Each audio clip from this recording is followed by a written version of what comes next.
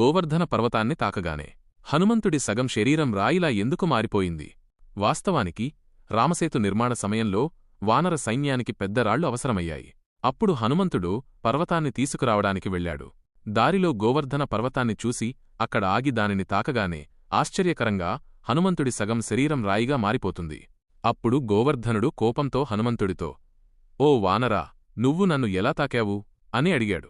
అప్పుడు హనుమంతుడు చేతులు జోడించి వినయంగా, నేను తలుచుకుంటే మిమ్మల్ని ఒక్క దెబ్బతో పెకిలించగలను, కాని శ్రీరాముడి వంతెన నిర్మాణ పనులకు మీ సహాయం కోరడానికి వచ్చాను అని చెప్పాడు. శ్రీరాముని పేరు విన్న వెంటనే గోవర్ధనుడు అనుమతిస్తాడు.